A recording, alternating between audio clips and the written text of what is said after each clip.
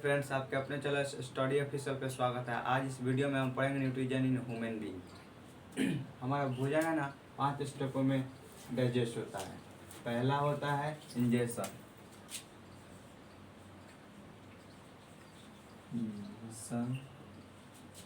दूसरा है वो है डाइजेशन। तीसरा एब्जॉर्प्शन। चौथा एसिमिलेशन।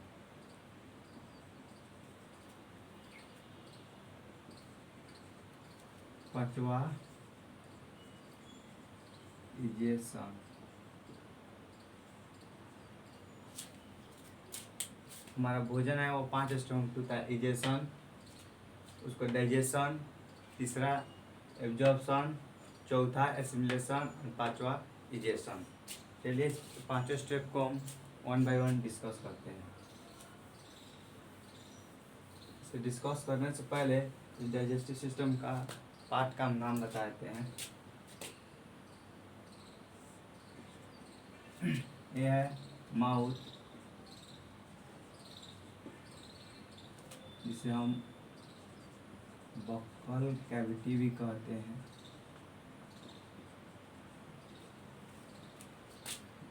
ये है हमारा टंग,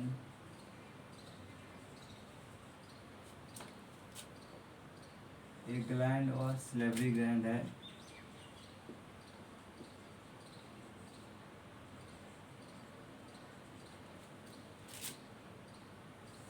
ये है फूड पाइप।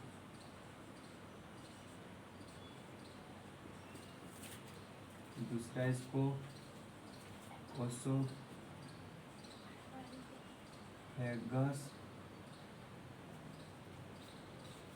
कहते हैं। और ये होता है डायफ्राम।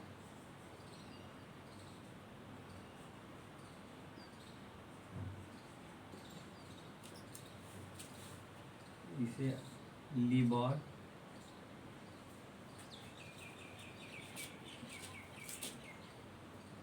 Stores bile. ये है लीवर जो बाइल को स्टोर करता है। ये है स्टोमक, जिसमें हमारा फूड आता है, स्टोर होता है। स्टोमक डोमेस्टिक स्टोमक के पैरेलल है, जिसे पैंक्रियाज कहते हैं। पैंक्रियाज जस्ट और लीवर में ही गॉल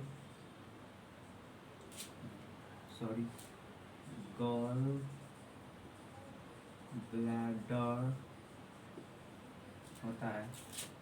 और ये इस बड़े वाले पार्ट को हम लार्ज इंटेस्टाइन कहते हैं। लार्ज इंटेस्टाइन, और इसे हम स्मॉल इंटेस्टाइन कहते हैं।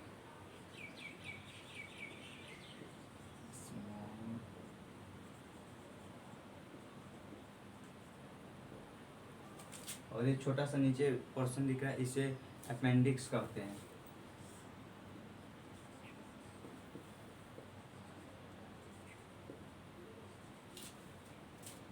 और इस वाले पोर्शन को हम लोग एनस कहते हैं।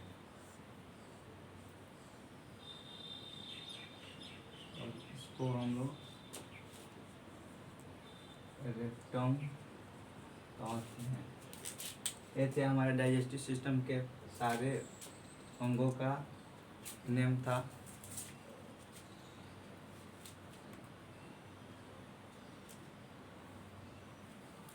इसको बाद हम आगे डाइजेशन पढ़ते हैं।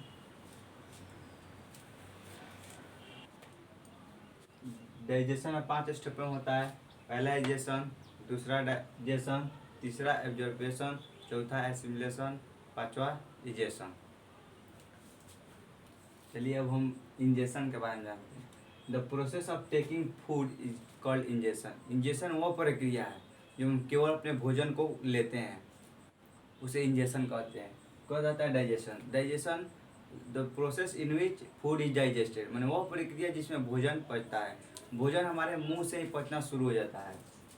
हाँ, मुंह में जाता है तो हम उसे अपने दांतों से उसे चबाते हैं, तो वहाँ से हमारे सलाइवरी ग्लैंड से सलाइवा निकलता है, जो उस हमारे टंग के माध्यम से हमारे फूडों में मिक्स हो जाता है, जिससे हमारा फूड क्या होता है, सॉफ्ट हो जाता है। उसे घोटने में, स्वेल करने में बहुत ही आसानी रहती है। और दूसरा सलाइवा का फंक्शन ये होता है कि जब सलाइवा हमारे सलाइवरी ग्लैंड से निकलता है तो उसमें सलाइवरी अमाइलेज कंटेन रहता है। उसमें सलाइवरी माउथ में, हमारे माउथ में जब फूड आता है तो उसमें सलाइवा रिलीज होता है, तो सलाइवा में सलाइवरी अमाइलेज, सलाइवरी अमाइलेज क्या करता है? सलाइवरी अमाइलेज का फंक्शन होता है स्टार्च को डाइजेस्ट कर कर उसे ग्लूकोज बनाना। स्टार्च को डाइजेस्ट करके ग्लूकोज बनाना। भोजन हमारे बहुत ही कम देरों के लिए हमारे मुंह में रहता है, और उसके बाद हम उसे स्वेल घोंटते हैं। जब हम घोंटते हैं तो हमारे गर्दन के बीच में, यानी ओसोफेगस या बोले तो फूड पाइप, उसके बीच में एक मूवमेंट होती है जिसे प्रेस्टेलिक मूवमेंट कहते हैं। और प्रेस्टेलिक मूवमेंट क्या होती है? प्रेस्टेलिक मूवमेंट को जानिए। प्रेस्टेलिक मूवमेंट, जैसे हमारा ये फूड पाइप है,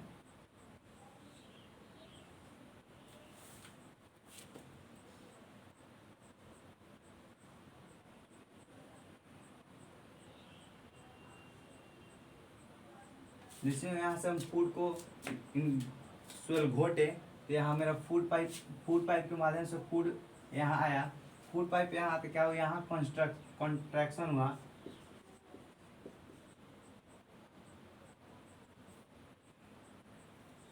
कॉन्ट्रैक्शन,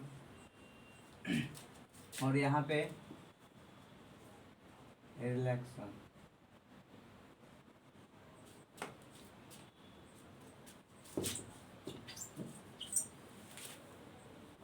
यहाँ पे हुआ रिलैक्सन, और यहाँ पे हुआ कॉन्ट्रैक्शन। कंटिन्यूस इस तरफ रिलैक्सन होगा, फिर कॉन्ट्रैक्शन होगा, फिर यहाँ रिलैक्सन होगा, कॉन्ट्रैक्शन। इस तरह क्या होता है, फूड पार्टिकल हमारे पेटों तक चल जाते हैं। जैसे उसे प्रेस्टेलिक मूवमेंट का, प्रेस्टेलिक मूवमेंट हुआ, कंट्रैक्शन रिलैक्शन होकर हमारे फूड हमारे स्टोमक तक आ गए। स्टोमक में आने के बाद क्या होता है, 3 घंटे या 4 घंटे अप्रॉक्स, उसमें क्या होता है, कंटिन्यूस डाइजेशन प्रोसेस चलती है। डाइजेशन प्रोसेस चलती है तो हमारे स्टोमक के वाल में ट्यूबुलर फॉर्म में 3 गैस्ट्रिक जूस होते हैं।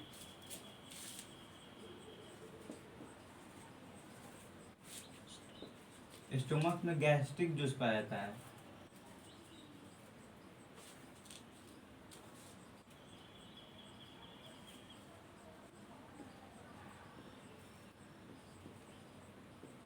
गैस्ट्रिक जूस पाया जाता है। गैस्ट्रिक जूस हमारा 3 तरह का होता है। एक होता है HCl, दूसरा होता है पेप्सिन, तीसरा है मुकस। अब तीनों का फंक्शन जानिए क्या है। सबसे पहले हम इसे पेप्सिन जानते हैं। पेप्सिन क्या होता है, वो प्रोटीन को पचाता है। पेप्सिन कब एक्टिव होगा, जब आपका एसिडिक मीडियम रहेगा, तभी पेप्सिन आपका एक्टिव फॉर्म में आएगा, नहीं तो एक्टिव फॉर्म में आएगा। तो HCl का फंक्शन क्या होता है कि मीडियम को एसिडिक बनाना, और दूसरा जो हम भोजन लेते हैं उसमें बैक्टीरिया हमारे अगर भोजन के समय हमारे पेट में आता है तो उसमें हमारा HCl क्या है, जब रिलीज होगा तो मार देगा वो पूरे बैक्टीरिया को, और दूसरा पेप्सिन हो जाएगा, वो एक्टिव हो जाएगा, जिससे हमारा क्या है, डाइजेशन ऑफ प्रोटीन हो जाएगा। और मुकस होता है, मुकस जब रिलीज होगा आपको स्टोमक के वालों को प्रोटेक्ट करने के लिए HCl gas is a very dangerous gas है। यदि मुकस रिलीज नहीं होता तो हमारे HCl गैस है, वो हमारे स्टोमक जो होते हैं, स्टोमक उसके वालों को लगेंगे इरोज करने, जिसे और अल्सर्स कहते हैं। और यहाँ स्टोमक का जब नीचे स्मॉल इंटेस्टाइन से कनेक्शन आता है तो यहाँ पे स्पिंचर मसल होते हैं। जो स्पिंचर मसल ये अलाउ करते हैं कि कब फूड आपके स्मॉल इंटेस्टाइन में जाएगा। अब हम स्मॉल इंटेस्टाइन के बारे में जानते हैं। स्मॉल इंटेस्टाइन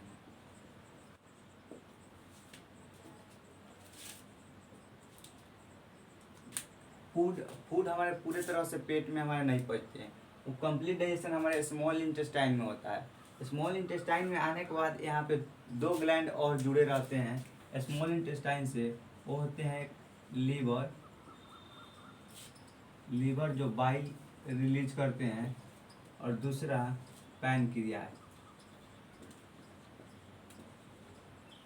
जो पैनक्रियाटिक जूस को रिलीज करता है।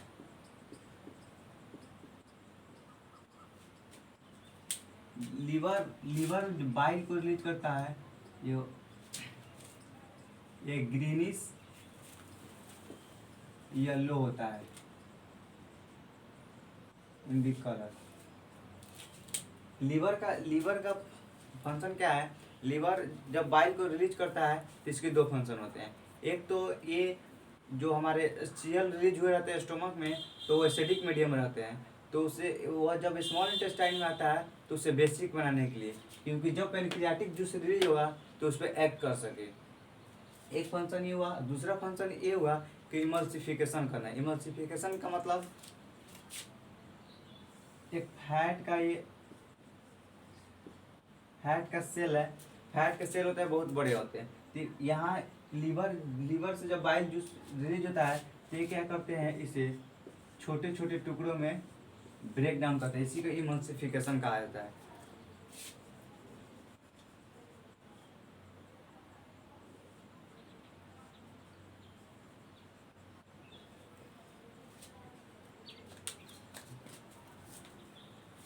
ये है लीवर के फंक्शन। एक तो वो डाइजेस्टेड फूड को अल्कलीन बनाता है, और दूसरा वो फैट सेल को इमल्सिफाइड करता है। पेनक्रियाज है वो 3 एंजाइम्स को रिलीज करता है। एक तो ट्रिप्सिन, दूसरा लिपेज, और तीसरा एमाइलेज। ट्रिप्सिन की फंक्शन करते हैं। ट्रिप्सिन की फंक्शन होती है उस प्रोटीन को डाइजेस्ट करना। और लिपेज का फंक्शन होता है, लिपेज होता है वो फैट, इमल्सिफाइड फैट को डाइजेस्ट करना। और एमाइलेज का फंक्शन होता है कि वह स्टार्च को डाइजेस्ट करना। अब आता है एब्जॉर्प्शन। एब्जॉर्प्शन क्या होता है? कंप्लीट डाइजेशन हमारा स्मॉल इंटेस्टाइन में ही होता है, और एब्जॉर्प्शन भी उसी में होता है स्मॉल इंटेस्टाइन में। स्मॉल इंटेस्टाइन के अंदर एक फिंगर लाइक प्रोजेक्शन होता है ऐसे both the wall of the small intestine. ये क्या करता है? स्मॉल इंटेस्टाइन को एरिया को बढ़ा देता है, जिसे हम झिल्ली कहते हैं।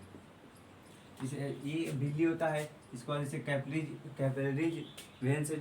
से जुड़ा होता है, वो कैपिलरीज वेन से जुड़ा होता है। जिससे क्या होता है, यहाँ जैसे आपका एनर्जी को जैसे ये स्टोर करता है, उसके बाद वो क्या करता है, भेज देता है वेन में झिल्ली के द्वारा।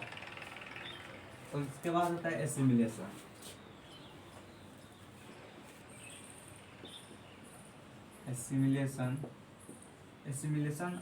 एसिमिलेशन करने का मतलब इस एनर्जी को जिसमें स्मॉल इंटेस्टाइन में एब्जॉर्ब किया गया है उसको कहाँ यूज करें। तो स्मॉल इंटेस्टाइन में जो एनर्जी एब्जॉर्ब किया गया है उसे आपके बॉडी पार्ट में जो रिपेयर करने के लिए यूज करता है, और जो एनर्जी आपका बच जाता है उसे कार्बोहाइड्रेट के फॉर्म में लीवर में ग्लाइकोजेन के फॉर्म में उसे स्टोर कर दिया जाता है। जब आपके बॉडी को ज़रूरत पड़ती है एनर्जी के, तो फिर उसे वाटर रिलीज कर और डाइजेस्ट कर उससे फिर आप एनर्जी एब्जॉर्ब कर लेते हैं। तीसरा आता है इजेशन। इजेशन वो प्रक्रिया है जिसमें आप टॉयलेट जाते हैं, और टॉयलेट के बाद स्टूल के रूप में आप सॉलिड प्रोडक्ट के रूप में जितने भी अनडाइजेस्टेड फूड होता है उसको आप निकाल देते हैं। और लार्ज इंटेस्टाइन में क्या होता है कि जो आपका स्टूल जाता है वहाँ से आपका वहाँ भी झिल्ली प्रेजेंट होता है लार्ज इंटेस्टाइन में भी। वो भी एरिया को बढ़ा देता है, जिसमें क्या होता है वाटर को अब्जॉर्ब किया जाता है। लार्ज इंटेस्टाइन में वाटर को अब्जॉर्ब किया जाता है और उसका स्टूल आपके रेक्टम में आ जाता है, और जैसे रेक्टम आपका जब भर जाएगा तो एनस के द्वारा वो बाहर चल आएगा।